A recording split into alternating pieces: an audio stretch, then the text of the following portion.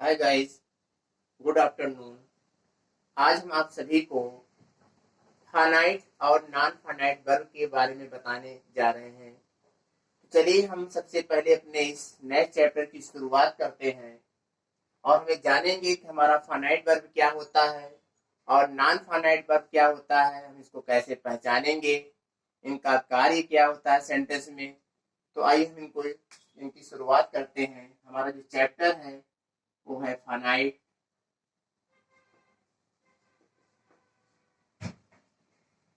And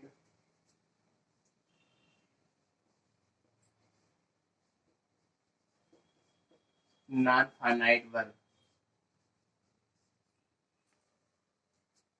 finite verb क्या होता है और नॉन फाइनाइट वर्ब क्या होता है। तो पहले हम जानेंगे फाइनाइट वर्ब के और कौन कौन से नाम हो सकते हैं। फाइनाइट वर्ब को हम टेंस वर्ब भी कहते हैं और इसको हम फिक्स्ड वर्ब भी कहते हैं। फाइनाइट वर्ब के तीन नाम हैं, चाहे हम उनको फाइनाइट वर्ब कहें या हम उनको टेंस वर्ब कहें या फिर हम उनको फिक्स्ड वर्ब कहें। और नॉन फाइनाइट वर्ब तीन तरीके के होते हैं। नॉन फाइनाइट वर्ब तीन तरीके के होते हैं। पहला हमारा है इन्फिनेटिव,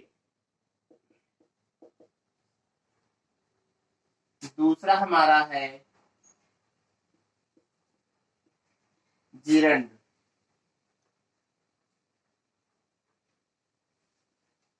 और तीसरा हमारा है पार्टिसिपल।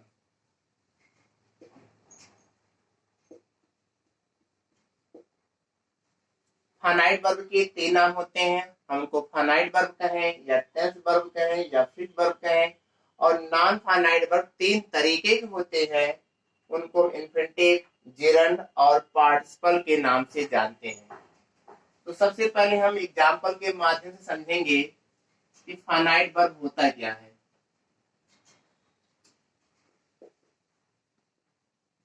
तो सबसे पहले हम बात करेंगे form of B.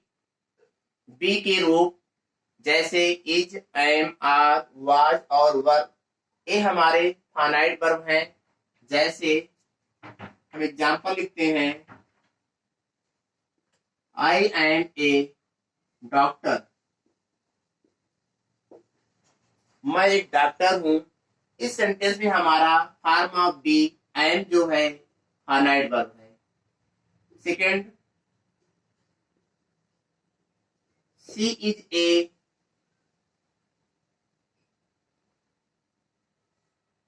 Teacher, she is a teacher, इस सेंटेंस में इज हमारा फाइनाइट वर्ब है।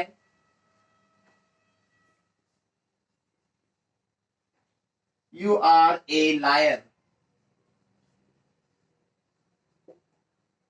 इस सेंटेंस में हमारा आर एक फाइनाइट वर्ब है।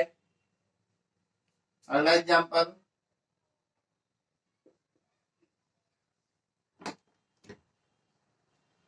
they were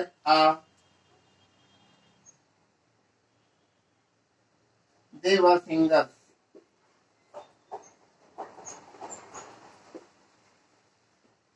they were singers, वे गायक हैं।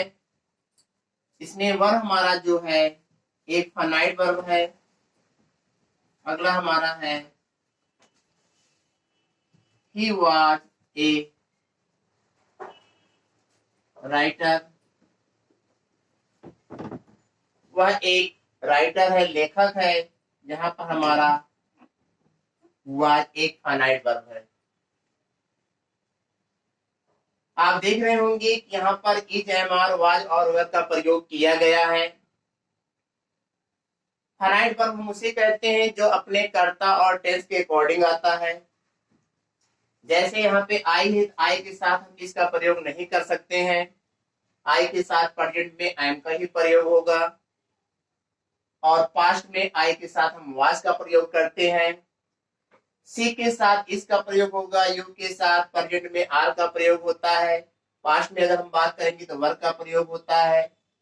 दे के साथ जो है पास्ट में वर्ब का प्रयोग होता है, और प्रेजेंट में अगर हम बात करते हैं तो आर का प्रयोग किया जाएगा। इस तरीके से जिनको हमने अंडरलाइन कर रखा है ये सभी जो है हमारे फाइनाइट वर्ब हैं।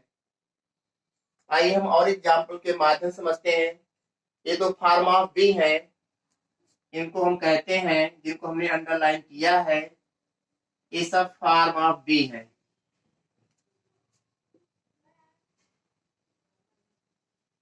फॉर्म ऑफ बी, बी के रूप है। बी के रूप के मतलब इज, एम आर, वाज और वर होता है। आइए हम कुछ और एग्जाम्पल के माध्यम से फाइनाइट वर्ब को समझते हैं।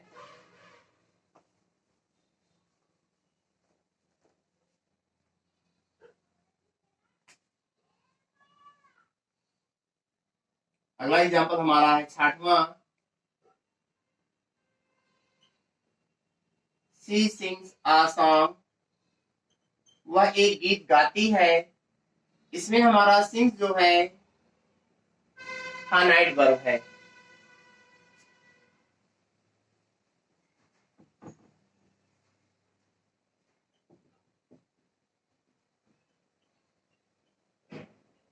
You have sent a letter, इस सेंटेंस में हमारा सेंट जो है एक फाइनाइट वर्ब है, क्योंकि सेंट जो है हैव के अकॉर्डिंग आया हुआ ये प्रेजेंट परफेक्ट टेंस है, इसलिए हम हमेशा परफेक्ट टेंस में क्रिया की थर्ड फॉर्म का प्रयोग करते हैं, इसलिए हमारा एक फाइनाइट वर्ब हुआ।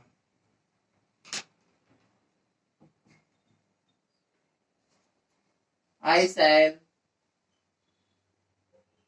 गो देयर, अगला एग्जांपल हमारा है आई शैल गो देयर। यहाँ पे गो हमारा एक फाइनाइट वर्ब है, क्योंकि उस शैल के अकॉर्डिंग आया हुआ है फ्यूचर इंडेफिनिट टेंस में।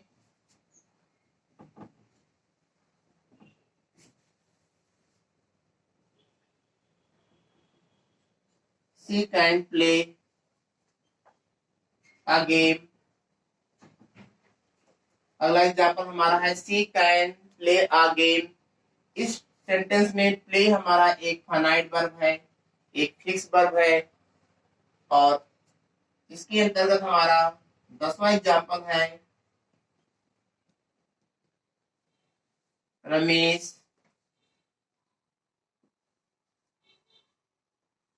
Has written a letter. यहाँ पर रिटन हमारा एक फाइनाइट वर्ब है। तो दोस्तों ये ध्यान रखना है आपको, फाइनाइट वर्ब हम उसी को ही कहते हैं जो अपने टेंस और कर्ता के अकॉर्डिंग आया हुआ हो। जैसे मान लें, अगला एग्जांपल हमारा है आई गोज। अब हमारा सेंटेंस ही रॉन्ग है, क्योंकि हमेशा हम जो है आई के साथ क्रिया की फर्स्ट फॉर्म का प्रयोग करते हैं, इसलिए सेंटेंस हमारा रॉन्ग है। इसको हम लिखेंगे आई गो। आई गो ये सेंटेंस हमारा सही है, क्योंकि यहाँ पे जो गो का प्रयोग किया गया है वो आई के अकॉर्डिंग किया गया है, इसलिए गो हमारा एक फाइनाइट वर्ब है। ये सेंटेंस हमारा सही है। और एक और हम समझेंगे, जैसे हम he goes, sorry he go to school. अब यह सेंटेंस हमारा रॉन्ग है, क्योंकि यहाँ पे जो वर्ब आया हुआ है वो अपने टेंस और अपने कर्ता के अकॉर्डिंग नहीं है, इसलिए यह सेंटेंस हमारा रॉन्ग है। इसको हम लिखेंगे ही गोज टू स्कूल। यह सेंटेंस हमारा सही हुआ।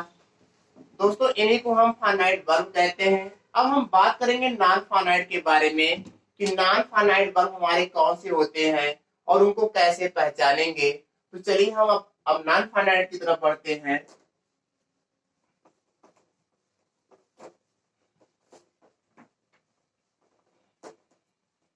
सबसे पहले हम नॉन फाइनाइट की बात अगर करेंगे तो हम उसमें इन्फिनिटिव का प्रयोग या इन्फिनिटिव नॉन फाइनाइट वर्ब कौन सा होता है उसको जानेंगे। नॉन फाइनाइट में सबसे पहले इन्फिनिटिव,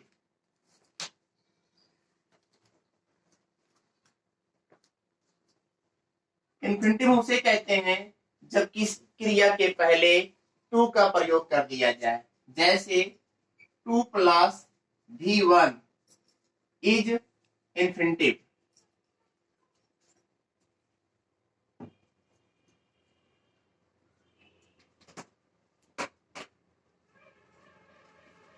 यदि क्रिया के पहले ही हम टू लगा दें तो उसको हम इन्फिनिटिव कहते हैं, जैसे to walk, to swim, to play, ये सब वर्ब हमारे जो है इन्फिनिटिव है। और इन्फिनिटिव हमेशा जब किसी क्रिया के पहले टू लगा दिया जाता है तभी बनता है और वो नाउन बन जाता है। तो इन्फिनिटिव 2 + V1 एक्ट एज कार्य करता है एज ए नाउन, एक नाउन के समान कार्य करता है इन्फिनिटिव। और यह इन्फिनिटिव हमारा वाक्य में या तो कर्ता के रूप में आएगा या फिर जो है वो ऑब्जेक्ट के रूप में आएगा, सब्जेक्ट एंड ऑब्जेक्ट। या सेंटेंस में सब्जेक्ट के रूप में भी आ सकता है अथवा ऑब्जेक्ट के रूप में भी आ सकता है, क्योंकि क्रिया के फर्स्ट फॉर्म से पहले अगर हम टू लगा देंगे तो फिर वो क्रिया नहीं रह जाती है, वह एक नाउन बन जाता है। और सेंटेंस में नाउन जो है दो तरीके से आते हैं, या तो फिर वो सब्जेक्ट के रूप में आएगा या फिर वो ऑब्जेक्ट के रूप में आएगा। आइए हम इसको एग्जांपल से समझते हैं। जैसे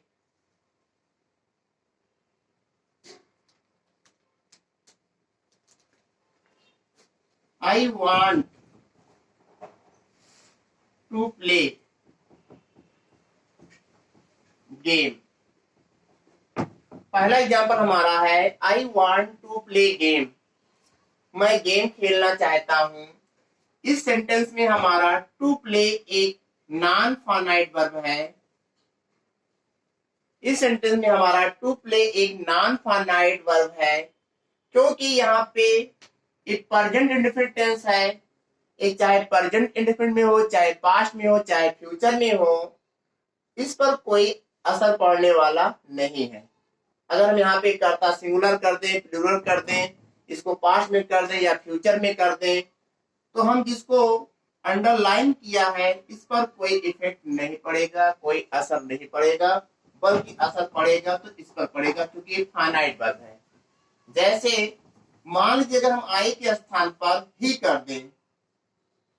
कर दें और यहाँ पे हम वांट लिख दें, टू प्ले लिख दें, same sentence he want to play a game. इस सेंटेंस में हमारा टू प्ले नॉन फाइनाइट है, लेकिन आप देख रहे होंगे कि यहाँ पर ही आया हुआ है और ये वांट है। कर्ता को बदल देने के कारण जो हमारा फाइनाइट वर्ब है तुरंत जो है अपने कर्ता और टेंस के अकॉर्डिंग आएगा, इसलिए हमको यहाँ पे यस बढ़ाना होगा। इसलिए इस सेंटेंस में हमारा वांट्स जो है एक फाइनाइट वर्ब है और नॉन फाइनाइट वर्ब हमारा टू प्ले है। अगला example,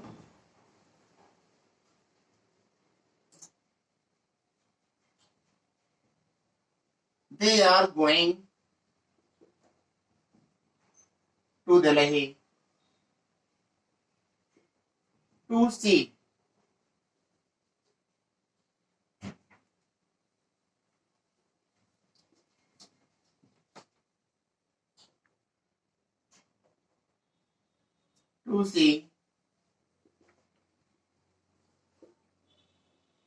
their mother।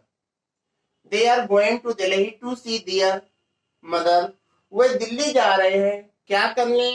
To C their mother, अपनी माँ को देखने, अपनी माँ से मिलने जा रहे हैं।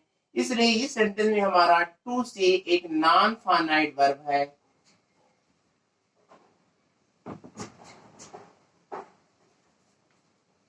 अगला एग्जांपल हमारा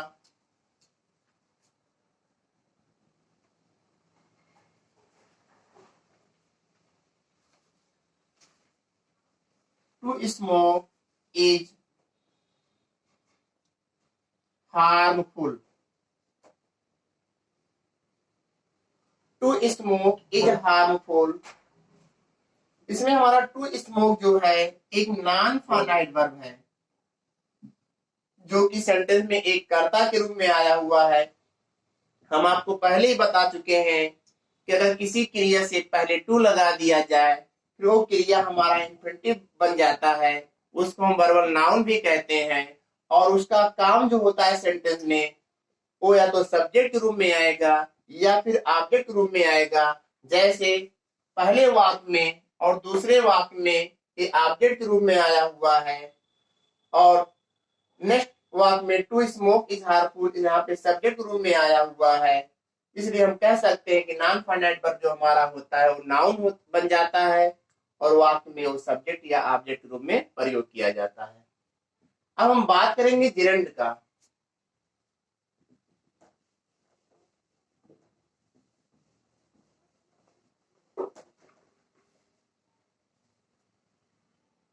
अगर हम बात करें जिरंड का,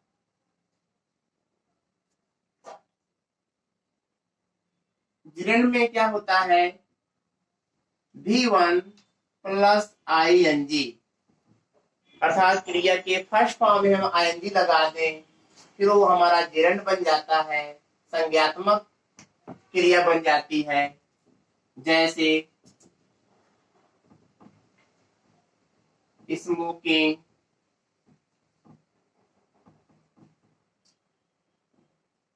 प्लेइंग,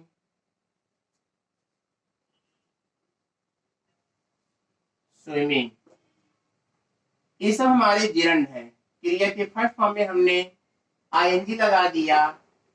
अब जिस तरीके से इंफिनिटिव जो है टू लगाने से बनता है, उसी तरीके से जिरंड का मतलब होता है क्रिया के फर्स्ट फॉर्म में ING लगा दें और यह भी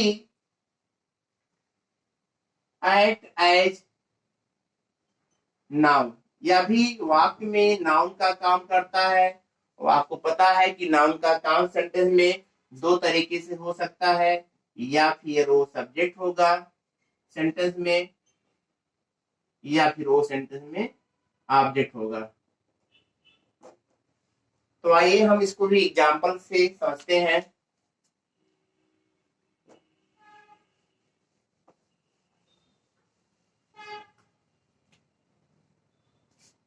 इसका पहला एग्जांपल है,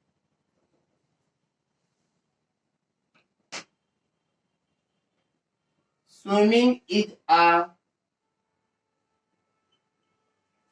गुड एक्सरसाइज।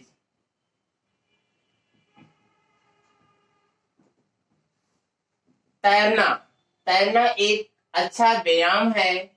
यहाँ पे आप देख रहे होंगे कि क्रिया के फर्स्ट फॉर्म में ING लगा दिया गया। अब ये क्रिया नहीं रह गई, यह एक नाउन बन गया और सेंटेंस में कैसे आया है, एक सब्जेक्ट के रूप में आया हुआ है। दूसरा, आई लाइक सिंगिंग, मैं गाना पसंद करता हूँ। इस सेंटेंस में आप देख रहे हैं सिंग में ING लगा दिया, सिंगिंग हो गया, यह हमारा एक नाउन बन गया और वाक्य में जो है ऑब्जेक्ट का काम कर रहा है। इसलिए हमारा जो है जिरंड हुआ नॉन फाइनाइट वर्ब। ये भी हमारा नॉन फाइनाइट और ये भी हमारा नॉन फाइनाइट। अगर हम फाइनाइट की बात करें तो इसमें इज है हमारा फाइनाइट वर्ब और इसमें लाइक है हमारा फाइनाइट वर्ब। अब हमारा जो है अगला एग्जांपल,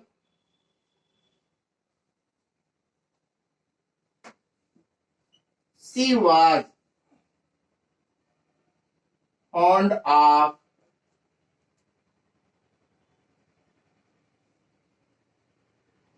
playing.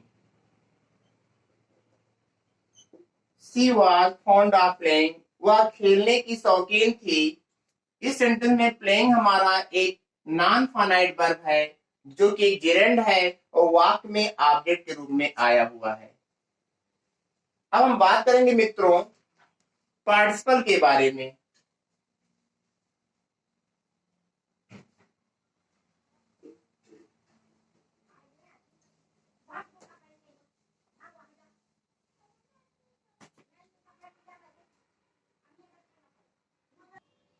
अब हम बात करेंगे पार्टिसिपल के बारे में।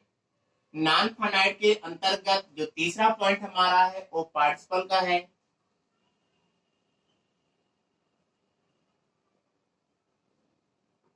पार्टिसिपल। और पार्टिसिपल दो तरीके के होते हैं। पहला होता है एक हमारा पास्ट पार्टिसिपल और दूसरा हमारा होता है प्रेजेंट पार्टिसिपल। क्रिया की थर्ड फॉर्म का प्रयोग अगर हम करते हैं तो पास्ट पार्टिसिपल होता है, और क्रिया की फर्स्ट फॉर्म में अगर हम आईएनजी का प्रयोग करते हैं तो हमारा प्रेजेंट पार्टिसिपल होता है। और वाक्य में ये जो है work as an adjective, sentence में यह एडजेक्टिव की तरीके कार्य करता है। आइए हम इसको एग्जाम्पल समझते हैं। जैसे आई सा आ बर्न हाउस, मैंने एक जले हुए घर को देखा। इस सेंटेंस में हमारा ब्रंट देखिए आप आया हुआ है, क्रिया की थर्ड फॉर्म है जो एडजेक्टिव के तरीके कार्य कर रहा है कि मैंने एक घर को देखा। उस घर की विशेषता क्या है कि वो जला हुआ था। इसी तरीके से हम दूसरा एग्जांपल समझते हैं। आई सा आ बर्निंग हाउस, मैंने एक जलते हुए घर को देखा। अभी आपका प्रेजेंट पार्टिसिपल है और एडजेक्टिव का कार्य कर रहा है क्योंकि नाउन हमारा हाउस है, हाउस के पहले आया हुआ है। जिस तरीके से हाउस से पहले ब्रंट आया हुआ था, तो क्रिया की थर्ड फॉर्म है और एक क्रिया की फर्स्ट फॉर्म में आईएनजी लगा हुआ है। ये हमारा प्रेजेंट पार्टिसिपल हुआ और ये हमारा पास्ट पार्टिसिपल हुआ। तो मित्रों आज के लिए बस इतना ही। धन्यवाद।